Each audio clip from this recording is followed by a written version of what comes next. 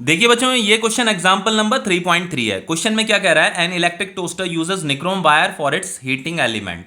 ठीक है, जो हमारा इलेक्ट्रिक टोस्टर होता है बच्चों, उसमें निक्रोम वायर यूज किया जाता है क्योंकि nichrome wire heating effect produce करता है। आगे लिखा है when A negligibly small current passes through it. Negligibly small current की बात की जा रही है यहाँ पे। तो its resistance at room temperature, तो रूम टेम्परेचर पे वायर का जो रेजिस्टेंस है वो इतना हो जाता है। ठीक है, तो ये निक्रोम वायर का हमें रेजिस्टेंस दे रखा है। तो बच्चों, निक्रोम वायर का जो टेम्परेचर होना चाहिए वो कितना होना चाहिए, तो जो रूम टेम्परेचर होगा ना, वही टेम्परेचर हम जो है निक्रोम वायर का भी कंसिडर करेंगे।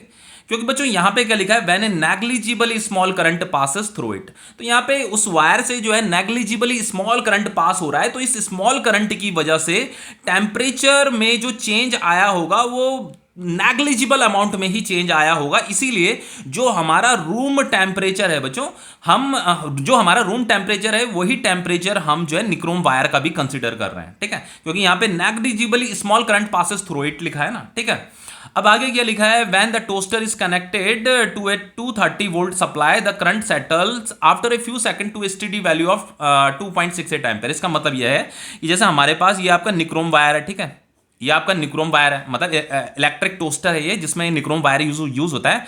हमने जो है बच्चों इसे 230 वोल्ट सप्लाई से इसे कनेक्ट कर दिया। ये आपका वोल्टेज दे रखा 230 वोल्ट दे रखा है। ठीक है, तो बच्चों देखो यहां पे क्या लिखा है, जैसे ही हमने इसे 230 वोल्ट सप्लाई लाइन से इसे कनेक्ट किया, the current settles after a few second. ठीक है, तो करंट बच्चों सेटल होने में थोड़ा बहुत टाइम लगाता है और फाइनली उसकी वैल्यू स्टडी हो जाती है। तो करंट की जो स्टडी वैल्यू दे रखी है वो 2.68 एम्पियर दे रखी है। ठीक है, तो ये जो करंट दे रखा है, स्टडी वैल्यू ऑफ करंट, ये दे रखा है आपका 2.68 एम्पियर।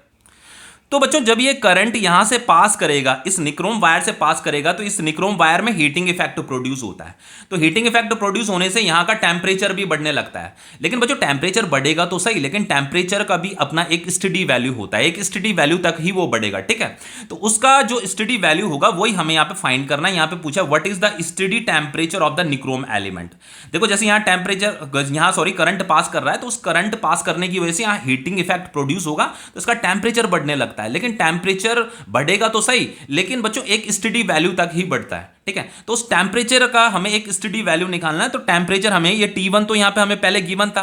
पहले टेम्परेचर, इतने टेम्परेचर पे बच्चों इस निक्रोम वायर का रेजिस्टेंस इतना था। अब हमें टेम्परेचर निकालना है, study value of temperature find करना है जब इससे इतना करंट इससे पास कर रहा है। ठीक है, अब क्योंकि बच्चों करंट पास करने से यहां पे का टेम्परेचर बढ़ा होगा, तो टेम्परेचर जैसे जैसे बढ़ता है ना, वैसे वैसे रेजिस्टेंस भी बढ़ता है। समझ में आ रहा है ना, टेम्परेचर किसी भी वायर में, वायर का टेम्परेचर जैसे जैसे करके बढ़ेगा, वैसे वैसे बच्चों उसका रेजिस्टेंस भी बढ़ता रहेगा। तो हमें यहां पे सबसे पहले रेजिस्टेंस भी निकालना पड़ेगा, क्योंकि बच्चों ये जो जो वैसे तो हमें यहां पे रियलिटी में फाइंड क्या करना है, स्टडी वैल्यू ऑफ टेम्परेचर निकालना है।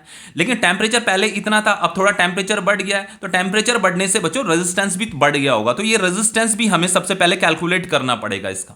तो रेजिस्टेंस तो बहुत ही इजीली कैलकुलेट हो जाएगा बच्चों। V इज इक्वल टू क्या होता है, R इंटू आई होता है, तो R is equal to V upon I हो जाएगा। तो R2 ये हम कैलकुलेट कर रहे हैं, R2 रेजिस्टेंस इस निक्रोम वायर का, वो हो जाएगा आपका V अपॉन आई।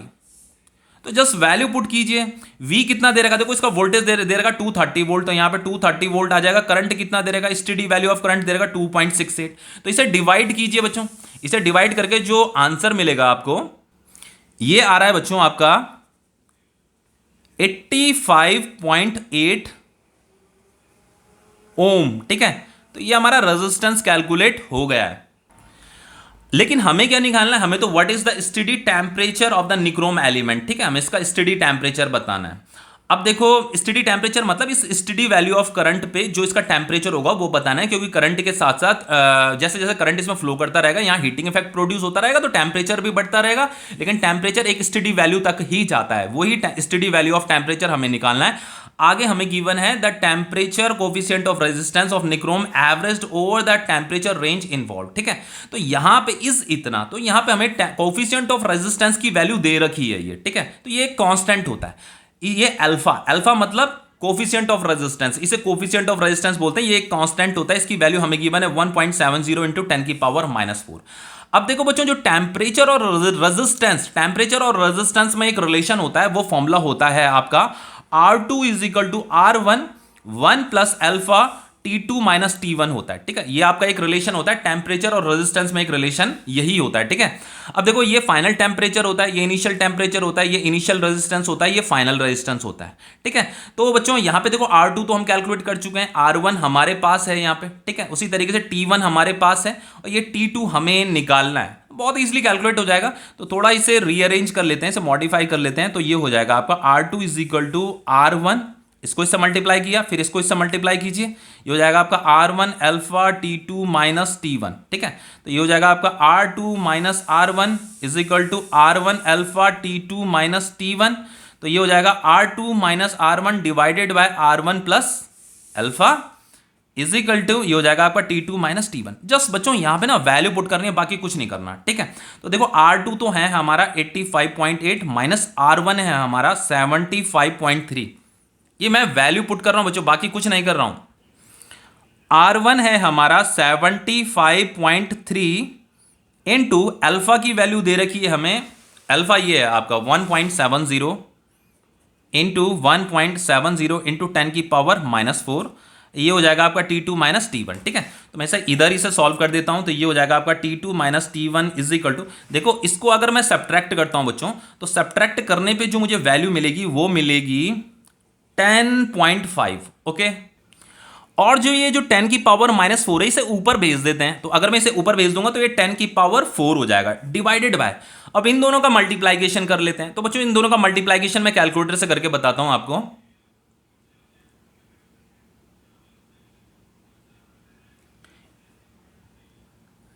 इसका जो मल्टीप्लाइकेशन आ रहा है वो आ रहा है 128.01 आ रहा है, तो हम राउंड ऑफ में इसे 128 भी लिख सकते हैं। ठीक है, अब देखिए ये हो जाएगा आपका T2 minus T1 is equal to, इन दोनों को मल्टीप्लाई कीजिए, देखो यहाँ पे डेसिमल यहाँ पे है, तो ये हो जाएगा आपका 105 एट 10 की पावर 4 है ना, तो यहाँ पे 3 ही जीरो आएंगे क्योंकि यहाँ पे डेसिमल यहाँ पे है।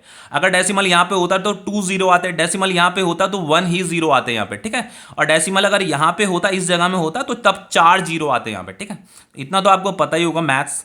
अब तो हमें जस्ट इसे डिवाइड करना है, तो ये T2 माइनस T1 कितना दे रखा बच्चों, 27 डिग्री सेल्सियस दे रखा, तो यहाँ पे 27 लिख दीजिए degree Celsius is equal to, तो इसे अगर आप डिवाइड करते हैं, इसे अगर आप डिवाइड करोगे तो ये आएगा आपका 820.3125 आता है। ठीक है, ये डेसिमल भी लगेगा यहाँ पे और ये 3125 भी आएगा, लेकिन मैंने इसे राउंड ऑफ में 820 लिख दिया है। ठीक है, ये T2 इज इक्वल टू हो जाएगा आपका 820, ये इधर आएगा तो ये प्लस 27 आ जाएगा, तो finally T2 is equal to कितना आ रहा है आपका 847 डिग्री सेल्सियस। तो ये टेम्परेचर हमारा निकल गया है।